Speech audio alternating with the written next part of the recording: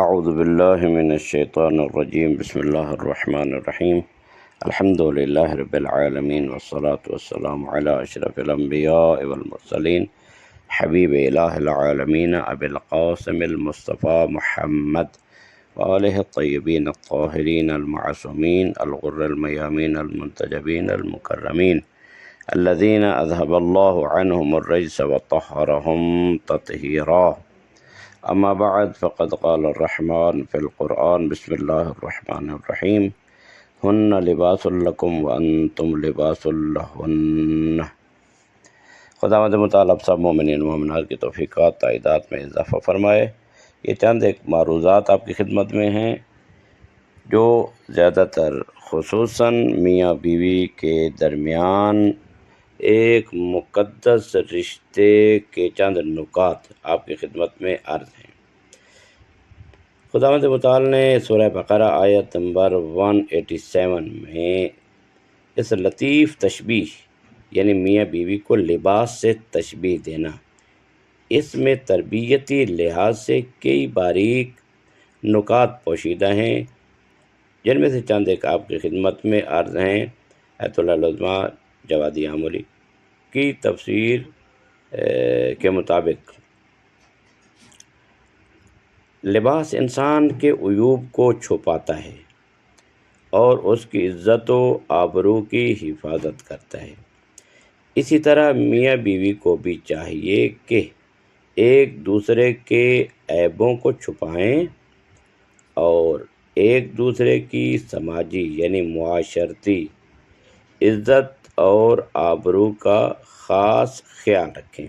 یہ ایک بہترین نکتہ ہے اس قرآنی تشبیہ کا، جس میں فرمایا کہ ہن وہ عورتیں تمہارا لباس ہیں اور تم مرد لباس ہو ان عورتوں کے لیے. دوسری چیز، لباس کا کیا کام ہے؟ لباس انسان کو گرمی، سردی اور دیگر عوامل سے محفوظ رکھتا ہے. اسی طرح شوہر اور بیوی کو چاہیے کہ زندگی کی تلخ اور شیرین اور گرم و سرد حالات میں ایک دوسرے کے لیے دل گرمی اور پناہ کا سبب بنے. زندگی میں مختلف مشکلات آتی رہتی ہیں، مختلف حالات آتے رہتے ہیں، تو ان حالات میں شوہر اور بیوی کو چاہیے کہ ایک دوسرے کے لیے پناہ بنے. بیوی شوہر کے لیے اور شوہر بیوی کے لیے پناہ بنے. جس طرح کہ سردی گرمی سے بچا جاتا ہے لباس کے ذریعہ، تو اسی طرح میاں بیوی آپس میں ایک دوسرے کو پناہ دیں اور بچائیں. تیسرا نکتہ یہ ہے کہ لباس اور اسے پہننے والے کے درمیان نہایت قریبی اور صمیمی تعلق ہوتا ہے، جس میں کوئی اجنبی راہ نہیں پا سکتا. یعنی انسان کا جسم ہوتا ہے اور جسم کے اوپر لباس ہوتا ہے، اس میں کوئی درمیان میں واسطہ نہیں ہوتا ہے اور کوئی اس میں رکاوٹ نہیں ہوتی.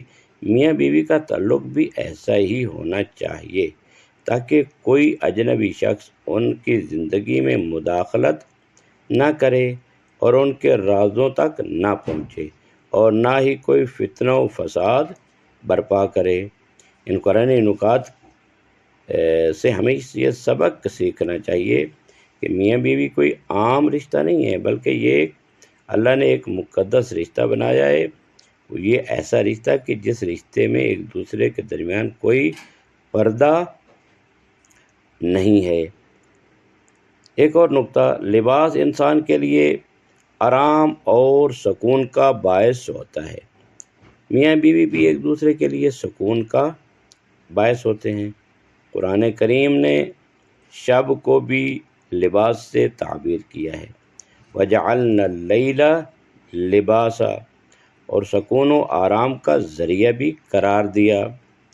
هُوَ الَّذِي جَعَلَ لَكُمُ اللَّيْلَ لِتَسْكُنُوا فِيهِ، یعنی وہ اللہ جس نے تمہارے لیے رات کو بنایا. کس لیے؟ لِتَسْكُنُوا فِيهِ، تاکہ تم اس رات میں سکون پاؤ. یہی تعبیر میاں بیوی کے بارے میں بھی آئی ہے، ہن لباس لکم وانتم لباس لہن، ومن آیاتہ ان خلق لکم من انفسکم ازواجا لتسکنوا الیہا وجعل بینکم مودۃ ورحمہ۔ اللہ تعالیٰ کی آیات اور نشانیوں میں سے ہے کہ اس نے تمہارے نفوس میں سے ازواج جوڑے پیدا کیے، لتسکنوا الیہا تمہاری بیویاں پیدا کی تاکہ تم ان کی طرف جو ہے وہ سکون حاصل کرو، وَجَعَلَ بَيْنَكُمْ مَوَدَّةً وَرَحْمَةً اور تمہارے درمیان اللہ تبارک و تعالیٰ نے مودت اور رحمت پیدا کی، بنائی۔ تو میاں بیوی کو آپس میں سکون کا باعث ہونا چاہیے، جس طرح کہ پروردگار عالم نے فرمایا ہے۔ لباس انسان کی زینت ہوتا ہے اور اسے خوبصورتی بخشتا ہے۔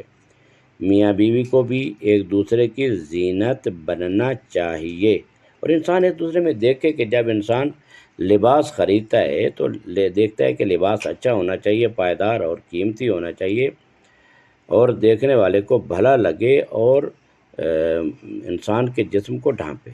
اسی طرح انسان اپنے میاں بیوی ایک دوسرے کی جو چائس ہے وہ بھی ان کا زینت ہونا چاہیے۔ وہ جب ایک دوسرے کے ساتھ ہوتے ہیں تو خاندان اور معاشرہ میں ایک نئی حیثیت اور مقام حاصل کرتے ہیں جو اس سے پہلے انہیں حاصل نہیں تھا، اور اسی وجہ سے ان سے زیادہ احترام کے ساتھ پیش آیا جاتا ہے۔ لہذا ہمیں چاہیے کہ ہم قرآن مجید کے ان فرامین سے سبق حاصل کریں، اور خصوصاً میاں بیوی آپس میں دیکھیں کہ آیا قرآن مجید کے ان ارشادات کے مطابق ان کے اندر یہ چیزیں پائی جاتی ہیں یا نہیں پائی جاتی۔ اپنی زندگی کو بہتر بنانے کے لیے قرآن مجید پر عمل کریں اور اپنی زندگی کو جنت ماحول بنائیں۔ صلی اللہ علی محمد وآلہ الطاہرین۔